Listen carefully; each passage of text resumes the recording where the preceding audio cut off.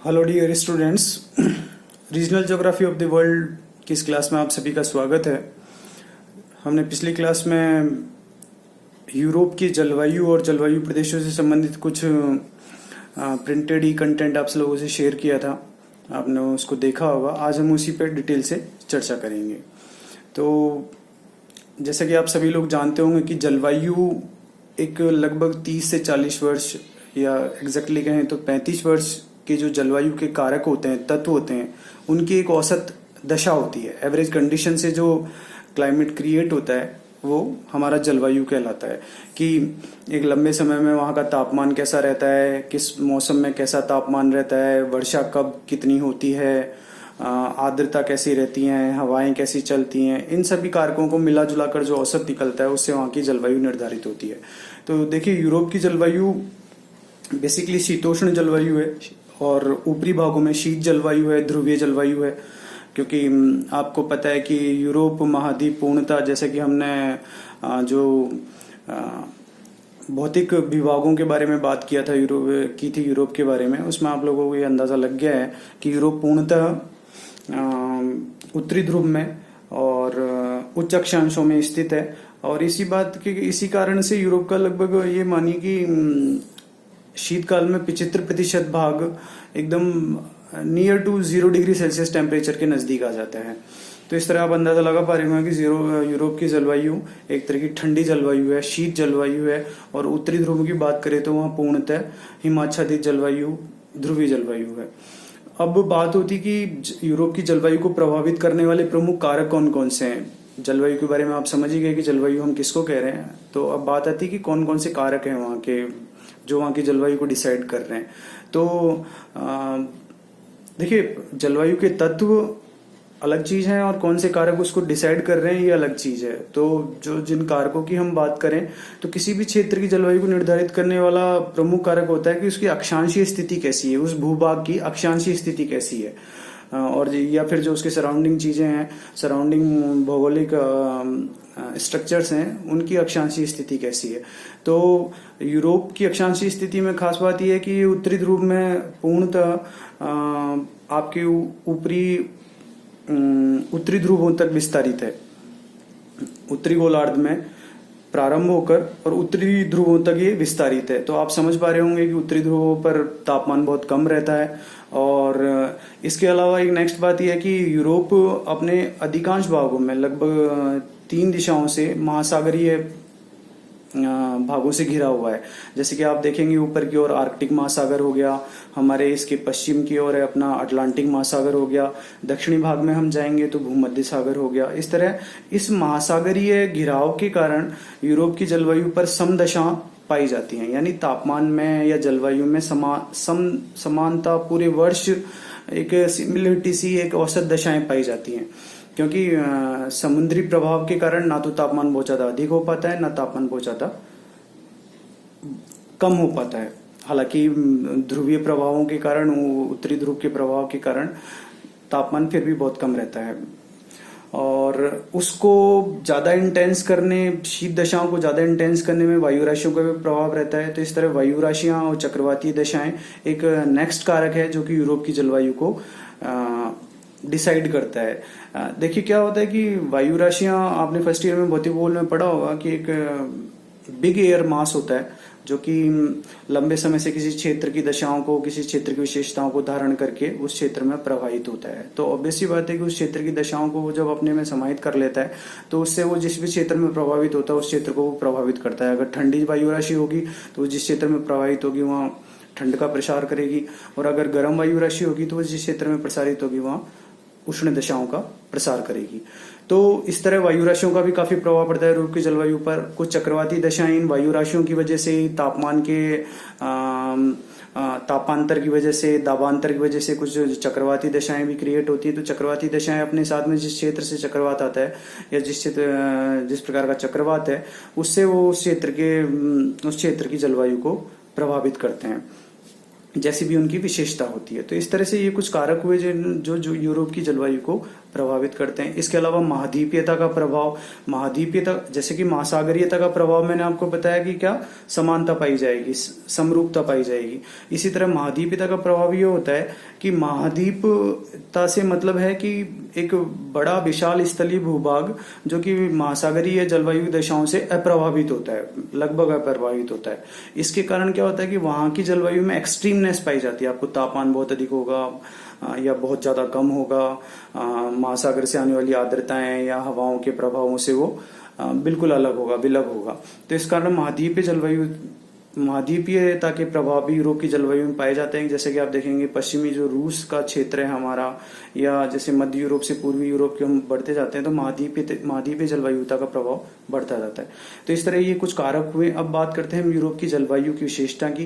तो देखिए यूरोप की जलवायु की पहली विशेषता क्या है कि तापमान की समरूपता पाई जाती है। समरूपता का मतलब ये नहीं कि पूरे यूरोप में एक जैसा तापमान है, पर यह है कि कमती बेसी तापमान में वेरिएशन बहुत कम होता है। आप सर्दियों में देखेंगे तो सर्दियों का तापमान आपको 0 से लेकर 10 डिग्री सेल्सियस, ध्रुवीय क्षेत्रों में जाएंगे तापमान 0 डिग्री सेल्सियस से कम हो जाता है, परंतु फिर भी 0 से 10 डिग्री सेल्सियस की रेंज पाई जाती है। अब गर्मियों की हम बात करें तो गर्मियों में आपको ज्यादा वेरिएशन नहीं मिलेगा। ये तापमान आपको ज्यादा से ज्यादा 15 से 20 डिग्री सेल्सियस, या वर्तमान में हम कहें तो जलवायु परिवर्तन, ग्लोबल वार्मिंग, क्लाइमेट चेंजेस के बारे में आप वाकिफ हैं, उसकी वजह से कुछ लोकल वेरिएशन और एक औसत वेरिएशन पाया जा रहा है जलवायु में, और ये वैश्विक जगत के लिए चिंता की बात है। तो इसलिए जलवायु परिवर्तन को हमें अच्छे से प्रबंधित करना होगा ताकि उसके नकारात्मक प्रभाव जैव जगत पर ना पड़े।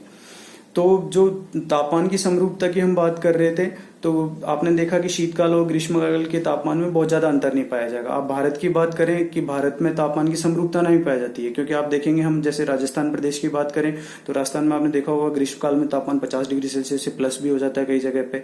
सर्दियों की हम बात करें तो हमारी चूरू वगैरह में तापमान, हमारे उत्तरी राजस्थान के कुछ क्षेत्रों में तापमान 0 डिग्री सेल्सियस से तक पहुंच जाता है। तो इस तरह यहाँ तापमान में वेरिएशन ज्यादा है, परंतु वहाँ ऐसा नहीं है।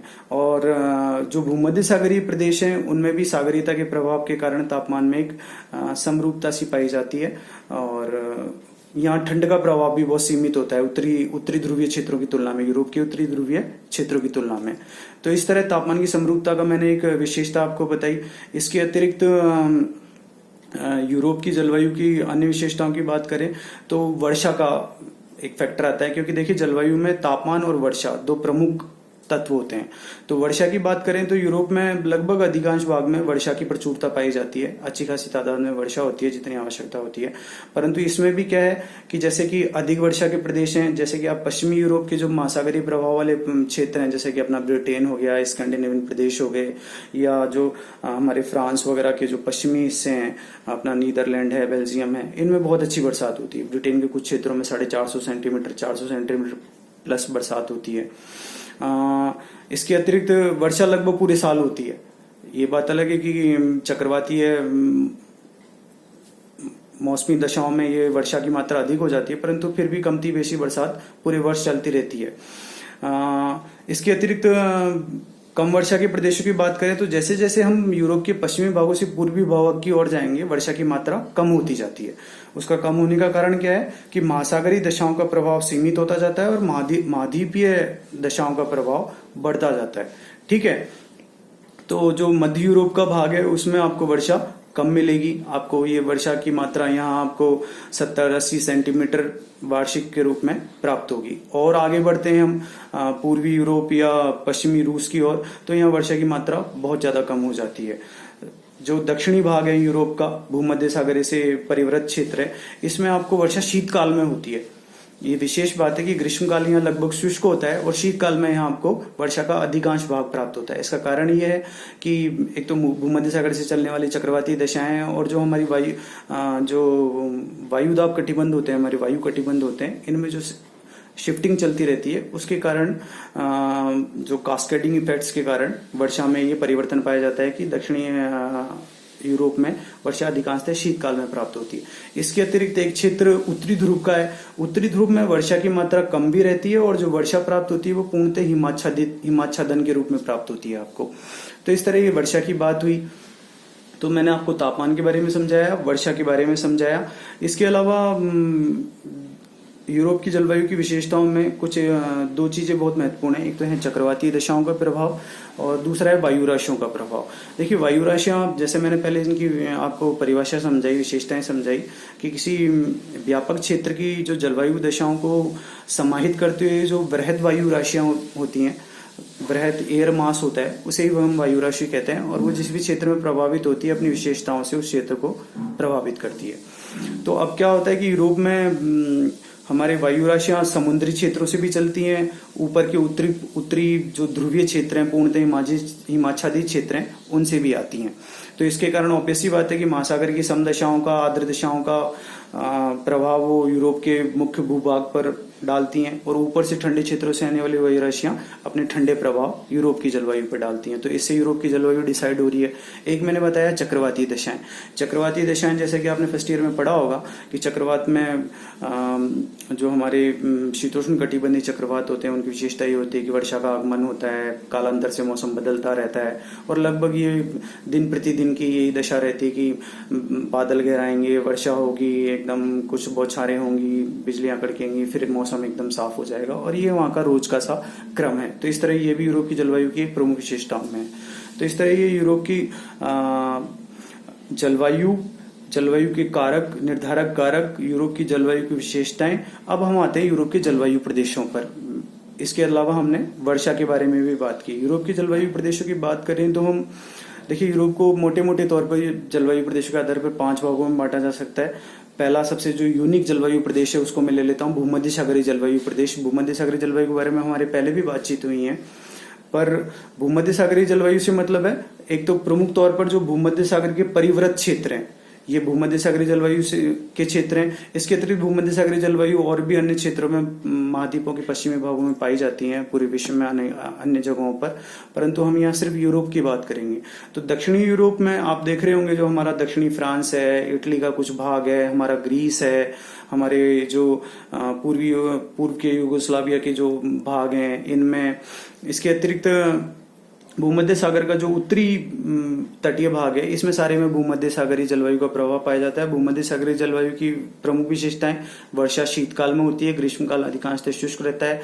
तापमान में बहुत ज्यादा एक्सट्रीमनेस नहीं पाई जाती है, ना तो बहुत ज्यादा ठंड पड़ेगी, ना बहुत ज्यादा गर्मी पड़ेगी। औसतन 20 डिग्री की सेल्सियस में आपका तापमान वेरिएशन करता रहेगा। अब इस तरह की दशाओं में क्या होता है कि यहाँ खट्टे फलों की, रसदार फलों की अच्छी खेती होती है। टूरिस्ट प्लेस, जो टूरिज्म के लिए सेंटर्स होते हैं, वो बहुत अच्छे डेवलप होते हैं। तो ये हुई हमारी भूमध्य सागरीय जलवायु। एक है महासागरीय जलवायु। महासागरीय जलवायु प्रदेश कौन सा है यूरोप का? जो पश्चिमी यूरोप का प्रदेश है, जिनके बारे में मैंने पहले जिक्र किया आपसे। हमारा ब्रिटेन हुआ, स्कैंडिनेवियन प्रदेशों के निचले दक्षिणी भाग हुए, पश्चिमी फ्रांस हो गया आपका, नीदरलैंड, बेल्जियम आदि जो तटीय भाग है यूरोप के पश्चिमी भागों का, इसमें महासागरीय जलवायु प्रदेश कहलाते हैं। महासागरीय जलवायु प्रदेशों की विशेषता आप समझ पा रहे होंगे कि महासागरीय दशाओं का प्रभाव रहता है, वर्षा लगभग वर्षभर होती है, तापमान में बहुत ज्यादा एक्सट्रीमनेस नहीं पाई जाएगी। आपको जो तापमान के मैंने आंकड़े आपको पहले जिक्र किए कि सर्दियों में आपको 0 से 10 डिग्री सेल्सियस या लगभग 10 डिग्री सेल्सियस 5 डिग्री सेल्सियस के बीच में तापमान रहता है। गर्मियों में भी ये बहुत ज्यादा नहीं बढ़ता है, लगभग 20 डिग्री सेल्सियस के औसत में आपको मिलेगा। वर्षा प्रचुर मात्रा में होती है, कुछ भाग, लगभग प्रत्येक भाग में 200 सेंटीमीटर प्लस वार्षिक वर्षा होती है, कुछ जगहों पे इससे भी अधिक होती है। इसके अलावा यूरोप का एक अन्य जलवायु प्रदेश है उत्तरी पूर्वी जलवायु प्रदेश। उत्तरी पूर्वी जलवायु प्रदेशों से मेरा मतलब है यूरोप का उत्तरी ध्रुवों का जो क्षेत्र है। उत्तरी ध्रुवों के क्षेत्रों में कुछ स्कैंडिनेवियन प्रदेश आ जाते हैं, यूरोप के मुख्य भाग के उत्तरी भाग आ जाते हैं, हमारा फिर रूस चालू हो जाता है, रूस का ऊपरी उत्तरी भाग आ जाता है। इस क्षेत्र की विशेषता ये है कि तापमान लगभग पूरे वर्ष भर आपको हिमांक के नजदीक पाया जाता है, आपको टोटली बर्फ से आच्छादित भाग मिलेगा। तो इस तरह तापमान बहुत ज्यादा कम रहता है, वनस्पतियां विकसित नहीं हो पाती हैं, वर्षा बहुत कम होती है वो भी हिमाच्छादन के रूप में होती है। इसके अलावा यूरोप का एक मध्य यूरोप जलवायु प्रदेश है।